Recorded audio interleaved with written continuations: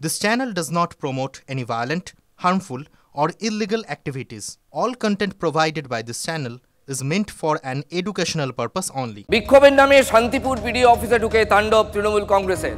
বিজেপির পঞ্চায়েত সমিতির সভাপতি এবং সহ সভাপতির অফিস ভাঙচুর তৃণমূলের, এমনই অভিযোগ। ছোড়া হলো চেয়ার, ভাঙা হলো দরজা। গত সোমবার বিডিওর বিরুদ্ধে স্বজন পোষণের অভিযোগ তুলে বিক্ষোভ দেখায় বিজেপি। তারই প্রতিবাদে আজ পাল্টা বিক্ষোভ দেখায় তৃণমূল কংগ্রেস।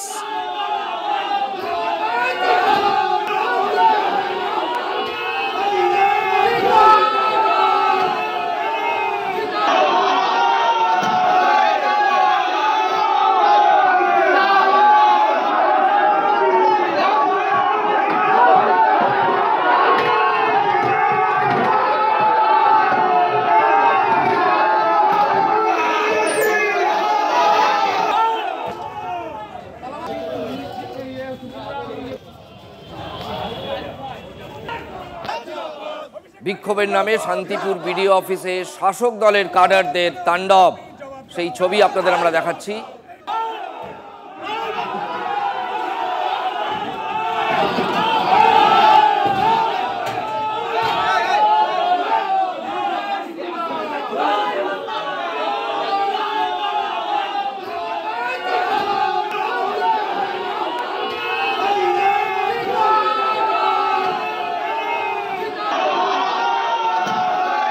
আমাদের সঙ্গে রয়েছেন আমাদের নদিয়া জেলার প্রতিনিধি মহাদেব কুণ্ডু। মহাদেব, এই সরকার আইন করেছে যে যদি সরকারি সম্পত্তি ভাঙচুর হয় তাহলে গুণাগার দিতে হবে এবং যারা যারা ভাঙচুর করছে তাদের পকেট থেকে দরকার হলে তাদের সম্পত্তি ক্রোক করে সেই দাম মেটাতে হবে।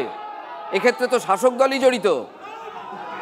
দেখো না দাদা, এই বিষয়ে এটাই কিন্তু একটু বড় প্রশ্ন। তার কারণ হচ্ছে এখন পুলিশ কি ব্যবস্থা নেবে সেটার দিকে তাকিয়ে থাকতে হবে। কারণ যারা ভাঙচুর করেছে মূলত তারা যেমন সংবাদ মাধ্যমের ক্যামেরায় যেমন ধরা পড়েছে, তেমনই কিন্তু সিসিটিভি রয়েছে, সেই সিসিটিভিতেও কিন্তু ধরা পড়েছে। অর্থাৎ পুলিশের ক্ষেত্রে কিন্তু যারা ভাঙচুর করছে তাদেরকে শনাক্তকরণ করা যতটা সহজ, কিন্তু তাদের বিরুদ্ধে আইনানুগ ব্যবস্থা গ্রহণ করা কতটা করতে পারবে পুলিশ, সেটাই কিন্তু বিষয়টি প্রশ্ন উঠছে। এবং স্বাভাবিকভাবে দেখো, যেটা বলা যায় যে বিজেপির পক্ষ থেকে যখন ধর্ণা বিক্ষোভ দেখিয়েছিলেন স্বজন পোষণের বিরুদ্ধে, তখনই কিন্তু আবার দেখা যাচ্ছে তার ঠিক একটা দিন পর আবার তৃণমূলের পক্ষ থেকে একদিকে মাধ্যমিক পরীক্ষা চলছে, আর মাধ্যমিক পরীক্ষা চলাকালীন বিজেপি তৃণমূলের পক্ষ থেকে কিন্তু আজকে পাল্টা বিক্ষোভ দেখাতে যায়। এবং বিক্ষোভ দেখানোর নাম করে যেভাবে সভাপতি সহসভাপতির ঘর ভাঙচুর চালিয়েছে, এবং তারপর যদিও তৃণমূলের পক্ষ থেকে অস্বীকার করা হচ্ছে এই ঘটনা যে এটা তৃণমূল নয়, বিজেপির পক্ষ থেকে কেউ হয়তো বিজেপি তৃণমূলের মধ্যে ঢুকে পড়েছিল, বিজেপি তারা এই ঘটনা ঘটিয়েছে। কিন্তু যেখানে একটা বিক্ষোভ চলছে, এত মানুষের জমায়েত, যারা বিজেপি কর্মী বা সমর্থক, তারা কিভাবে তৃণমূলের মধ্যে ঢুকে পড়লো, এটা নিয়েও কিন্তু স্বাভাবিকভাবেই প্রশ্ন উঠতে শুরু করেছে। এবং প্রশাসনের ভূমিকা নিয়েও, যেখানে প্রশাসন মোতায়েন থাকছে সেখানে কিভাবে ভাঙচুর করছে সরকারি সম্পত্তি, এবং এখনো পর্যন্ত প্রশাসন কার কার বিরুদ্ধে ব্যবস্থা নিয়েছে বা কতজনকে গ্রেপ্তার করতে পেরেছে তারও কোনো নির্দিষ্ট তোমার কাছে একটা সংক্ষিপ্ত উত্তর প্রত্যাশা করব। সেটা হচ্ছে যে বিডিও তো ডিএম এর অধস্থান কর্মচারী, ডিএম সাহেব কি বলছেন জানেন তিনি? দেখে এখনো পর্যন্ত প্রশাসনিক স্তরেও কোনো রকম জানানো হয়নি যে এই বিষয়ে প্রশাসনিক স্তরে কোনো ব্যবস্থা নিচ্ছেন কিনা। তবে ভিডিও যেটা বলেছেন যে তিনি এই বিষয়ে তাকে কিন্তু ফুল দিয়ে আজকে তৃণমূলের পক্ষ থেকে বিক্ষোভ চলার পর তাকে কিন্তু সংবর্ধনা দেওয়া হয় এবং তিনি সমস্ত বিষয়টি এড়িয়ে যাবার চেষ্টা করেছেন। অনেক ধন্যবাদ মহাদেব। আমরা আপনাদের সেই ছবি দেখাচ্ছি। আমাদের সঙ্গে এতক্ষণ ছিলেন নদিয়া জেলার প্রতিনিধি মহাদেব। দেখতে পাচ্ছেন শান্তিপুরে বিডিও অফিসে এর আগে বিজেপি বিক্ষোভ দেখিয়েছিল, আজকে পাল্টা তৃণমূলের অর্থাৎ শাসক দলের কর্মীদের বিক্ষোভ। শাসক দল যদিও অস্বীকার করছে। বিক্ষোভের সময় তাণ্ডব, অফিসের ফার্নিচার আসবাবপত্র ভাঙচুর, চেয়ার টেবিল তুলে ছুঁড়ে ফেলা হচ্ছে। দেখা যাক এই ঘটনায় প্রশাসন কি ব্যবস্থা নেয়, তার কারণ দফতরটা প্রশাসনের, ওটা কোনো দলীয় দফতর নয়। আরও একবার শুনুন, দেখুন।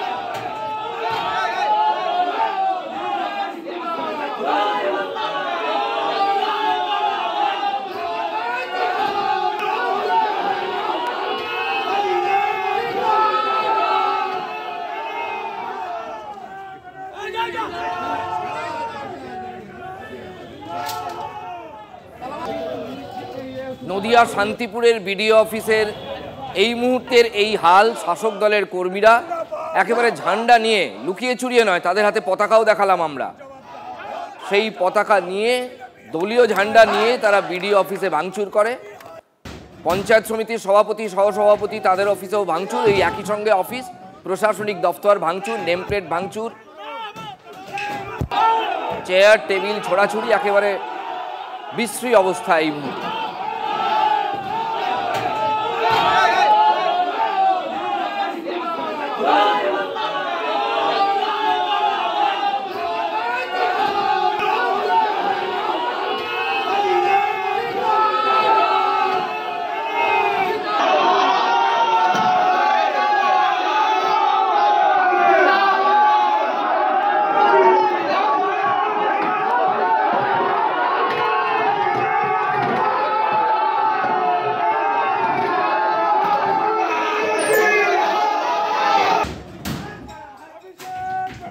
আমাদের সঙ্গে রয়েছেন রাজ্য বিজেপি নেতা, আমাদের সঙ্গে রয়েছেন সাংসদ জগন্নাথ সরকার, আমাদের সঙ্গে এই মুহূর্তে রয়েছেন বিজেপি সাংসদ জগন্নাথ সরকার। জগন্নাথবাবু, শান্তিপুরের যে ছবি আমরা দেখাচ্ছি, প্রথমে আপনাদের বিক্ষোভ ছিল, কালকে আজকে তৃণমূলের সেই বিক্ষোভ হয় বিডিও অফিসে এবং পঞ্চায়েত সমিতির দফতর, সেখানে ব্যাপক ভাঙচুর। আপনি কি জানেন ঘটনাটা? হ্যাঁ, আমি শুনেছি। আসলে তৃণমূল ভোটের আগে একটা বিশৃঙ্খলা করতে চাইছে, এরা গণতন্ত্র মানে না, ওখানে পঞ্চায়েত সমিতি আমাদের দখলে, কিন্তু বিডিও তৃণমূলের হয়ে দালালি করছে, যেভাবে তিনি আচরণ করছেন, পঞ্চায়েত সমিতির সভাপতিকে কোনো কাজ দিচ্ছেন না, তাকে বাদ দিয়ে অসাংবিধানিক ভাবে সম্পূর্ণ অগোচরে রেখে গায়ের জোরে বিভিন্ন কাজগুলো তৃণমূলের লোকেদের দিচ্ছেন, সাধারণ মানুষকে।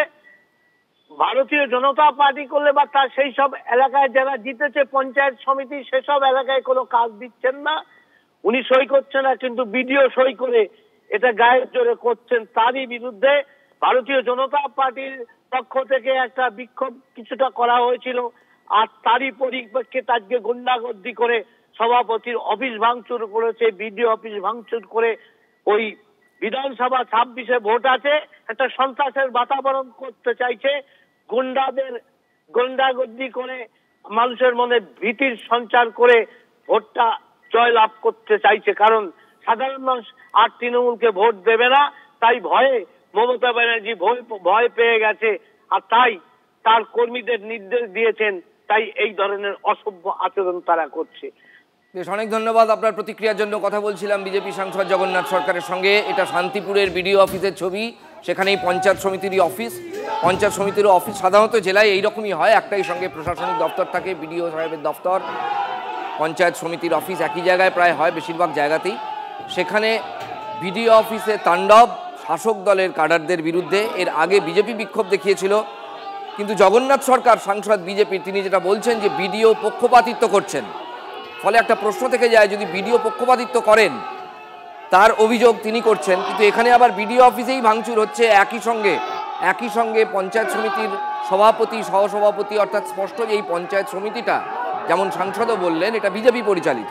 ফলে তাদের রাগ এসে পড়েছে সভাপতি এবং সহসভাপতির ওপর।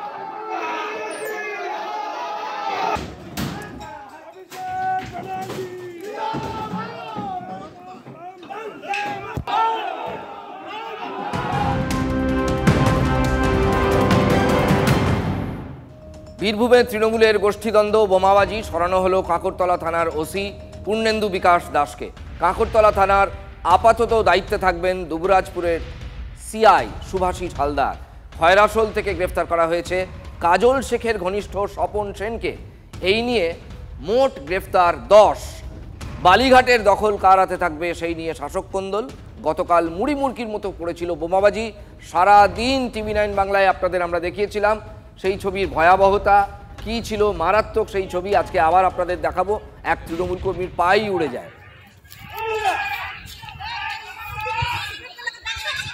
ঠিক আছে, ফোন হয়ে গেছে, চিন্তা নাই। হ্যাঁ,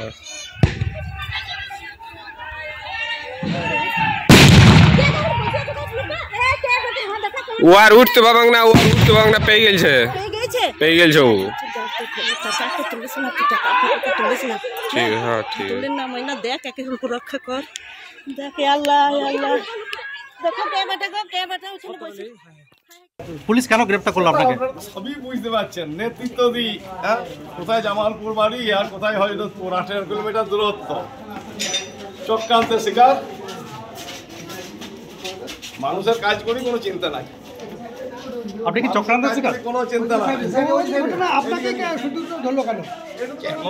কেন ধরলে, কি ধরলে সেটা প্রশাসন জানবে। অশোক ঘোষ মারা গেছে, দলকে ধরে রেখেছি। অশোক মুখার্জি মারা গেছে, দলকে ধরে রেখেছি। দীপক ঘোষ মারা গেছে, দলকে ধরে রেখেছি। আজকে সব থেকে বড় পাওনা সমন্তনের এইটাই। দুর্দিনে তৃণমূল করেছি, জন্ম লগ্ন থেকে তৃণমূল করেছি। আর তৃণমূলের সংগঠন কি করে করতে হয় দেখাই দিয়েছি। বন্ধে মা তারা আমি পুরনো সব বাদ, কোনো চিন্তা নাই, ধর্মের সঙ্গে চলে যাচ্ছি। যার বক্তব্য আপনারা শুনছিলেন তিনি স্বপন সেন, তাকে গ্রেফতার করেছে পুলিশ। মোট 10 জনকে গ্রেফতার করা হয়েছে। এই স্বপন সেন কাজল শেখের ঘনিষ্ঠ জেলা রাজনীতিতে, তৃণমূলের রাজনীতিতে।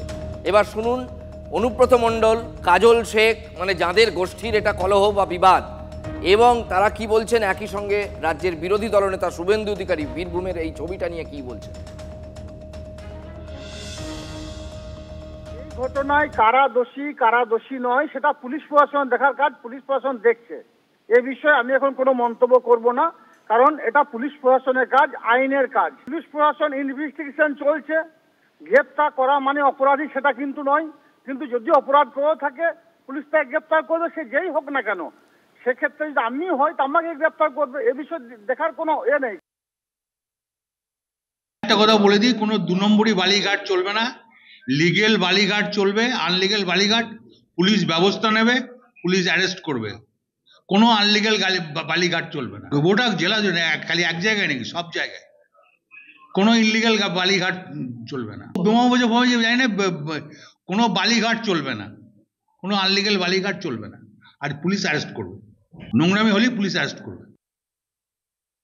যে রাজ্যে ডিজি নেই পার্মানেন্ট, সেই রাজ্যের অবস্থা এরকম হবে। পশ্চিমবঙ্গ ছোট রাজ্য নয়, 3টে নাম পাঠাবে না, উনার পছন্দের রাজীব কুমারকেই রাখবে। তাই principal secretary IT, he is holding additional charge of DGP.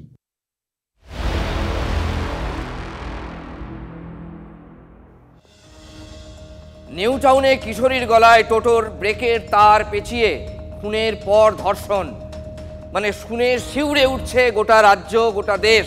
স্ত্রীর কাছে স্বীকারোক্তি খোদ ধৃত টোটো চালক সৌমিত্র রায়ের। TV9 বাংলায় বিস্ফোরক দাবি ধৃতের স্ত্রীর। ধৃত সৌমিত্র রায়ের স্ত্রীর দাবি, তার স্বামী তার কাছে স্বীকার করেছে নাবালিকাকে প্রায় 3 ঘন্টা টোটোয় চাপিয়ে নিউ টাউনের বিভিন্ন রাস্তায় ঘোরায় সৌমিত্র রায়। তারপর টোটোর ব্রেকের তার পেঁচিয়ে শ্বাসরোধ করে খুন করে ভেঙে দেওয়া হয় ঘাড়। দেহ টেনে নিয়ে যাওয়া হয় জঙ্গলে। তারের বেড়া কেটে জঙ্গলে নিয়ে গিয়ে ধর্ষণের পর বস্তায় দেহ ফেলে সেখান থেকে পালায় দুষ্কৃতী। শুধু তাই নয়, ধৃতের স্ত্রীর দাবি, বিয়ের পর তিনি জানতে পেরেছিলেন আগেও অন্য মামলায় প্রায় 8 মাস জেল খেটেছিল এই সৌমিত্র রায়। শুনুন কি বলছেন ধৃতের স্ত্রী। নিজের মুখে স্বীকার করেছে এখানে দাঁড়িয়ে। কি বলেছে? ও যেই মেয়েটাকে রেপ করে সেই মেয়েটাকে নাকি জগৎপুর দিয়ে তোলে রিস্কায়। 3 ঘন্টা ঘোরানোর পরে তারপরে মেয়েটাকে স্প্রিং ব্রেকের গাড়ির স্প্রিং খুলে পেঁচিয়ে মেয়েটার শ্বাস রোধ করে দেয়, প্লাস ঘাড় ভেঙে দেয়। পিছনের ঘাড় ভাঙার পরে মেয়েটাকে ওই অবস্থায় নিয়ে যেই জায়গাটায় করেছে লোয়ারপুরের ওই যে জঙ্গলে, সেই ওই জায়গাটায় তো ব্যারিকেড করা ছিল, ওইটাকে কেটেছে। ফার্স্টে কেটে উঠিয়ে বড় করে জায়গা করে তারপরে মেয়েটাকে মরা অবস্থায় রেপ করে, ওই ভিতরে নিয়ে গিয়ে রেপ করার পরে ফেলে রেখে দিয়ে আসে। এর আগেও তো 5টি রয়েছে, এর আগেও মলেস্টেশন কেস রয়েছে, তুমি কি জানো? হ্যাঁ, 8 মাস 15 দিন জেল খেটে এসেছিল। এটা বিয়ের পর জানতে পারলাম। পুলিশ এসেছিল যখন, তোমার কিছু বলে জানো? না, পুলিশ বলেছিল ওকে মারুন ধরে, আমরা বলছি না, আমি এখনই মারতে পারবো না, যেহেতু ওর দেওয়া শাঁখা সিঁদুর পরে আছি, যেদিন ফেলবো সেদিন আর ওর রক্ষা নেই। আর যদিও বা পারেন, আমি যদি মারি ওকে সব মেয়ে ছেলের হাতে মার খেতে হবে, কিন্তু এখানে সব মেয়ে ছেলের হাতে ছেড়ে দিতে হবে, আমরা ধরে মারবো। ও যেটা করেছে না, ঘৃণ্য অপরাধ করেছে। ও যেন জীবনের জেল থেকে যদিও বেরায় না, ও কোনো মেয়েকে শান্তিভাবে থাকতে দেবে না। আজকে তো এনার কোল খালি করেছে, আজকে এখনো তো অনেক মেয়েরা বাকি রয়েছে, তার কার না কোল খালি করে দেবে। ঝাঁ চকচকে রাস্তা, কিন্তু নিরাপত্তা একেবারে ঝাঁঝরা।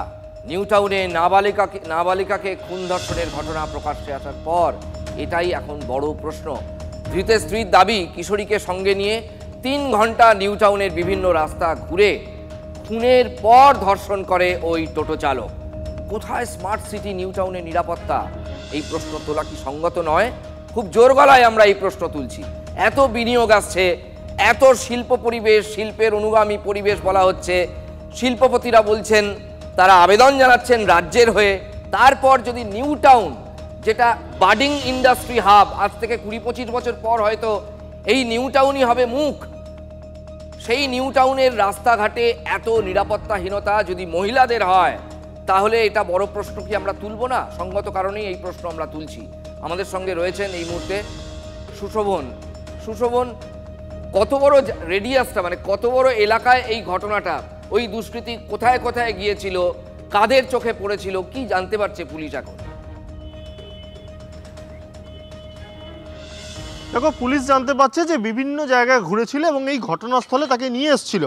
কিন্তু এই ঘটনা ঘটার পরেই কিন্তু যেটা প্রশ্ন উঠেছিল যে তাহলে এইখানে একজন ব্যক্তি এলো এবং তারপর এই কাজ করা হলো, অর্থাৎ এখানে যাতায়াত কত মানুষের রয়েছে, তুমি যে কথা বললে যে নিরাপত্তা এখানে কতটা সুনিশ্চিত করা হয়েছে, তুমি দেখতে পাচ্ছ যে এই জায়গায় এই ঘটনা ঘটে যাওয়ার পরে এখন এনকেডি এর তরফ থেকে কিন্তু একেবারে বিভিন্ন জায়গা তারা পরিদর্শন করছেন, কোথাও জঙ্গল পরিষ্কার করার কাজ করছেন, কোথাও রাস্তা ঠিক করার কাজ করছেন।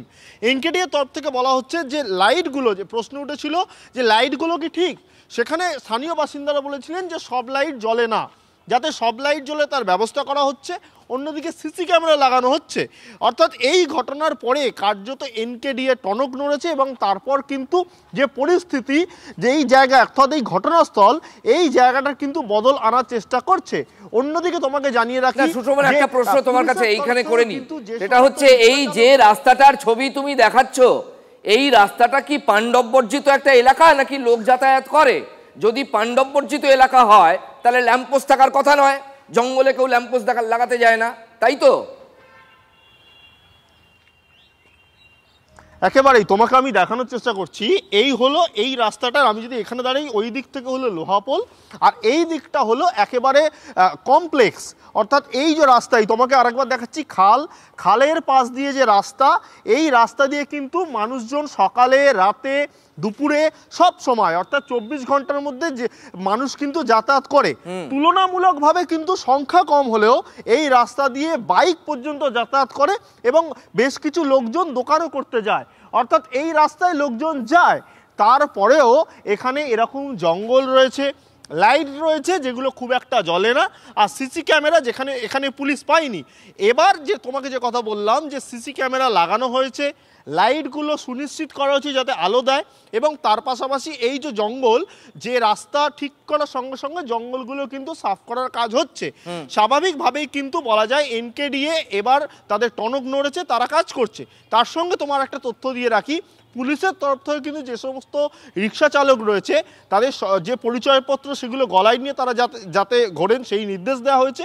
অন্যদিকে রিক্সার পেছনে তাদের পরিচয় পত্র টাঙাতে বলা হয়েছে, এমনকি পুলিশের কাছে তার আবেদনও করতে হবে। অর্থাৎ সবকিছুই হচ্ছে এই যে ঘটনাস্থলে দাঁড়িয়ে হচ্ছে যেখানে এই ঘটনা ঘটে যাওয়ার পরে। আপাতত তোমাকে অনেক ধন্যবাদ। এনকেডিএ আধিকারিক কি বলছেন এটা নিয়ে শুনুন।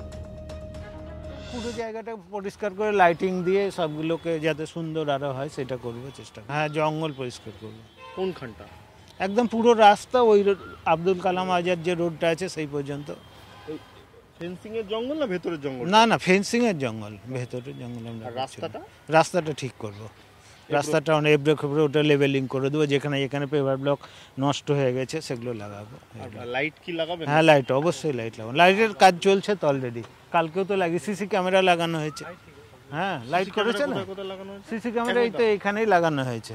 সিসিটিভি এখানে আগে ছিল, এখানে আরও ইম্পর্টেন্স দেওয়ার জন্য আমরা অলরেডি ওখানে একটা বসিয়েছি। আরও এগুলো আমাদের ইলেকট্রিক্যাল ডিপার্টমেন্ট আছে, ওরা আসছে, এরা চেষ্টা করছে যে আরও সার্ভিলেন্সটা বাড়ানোর জন্য।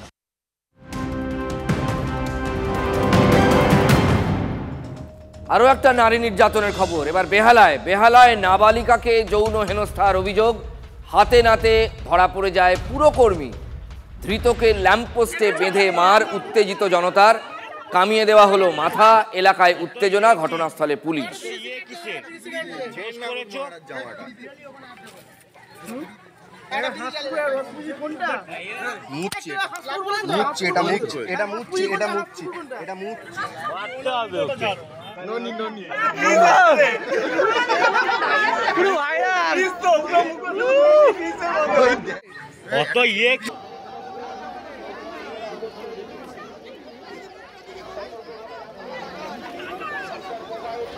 মাঘী পূর্ণিমায় হুগলির ত্রিবেণীতে গেলেন সাংসদ রচনা বন্দ্যোপাধ্যায়।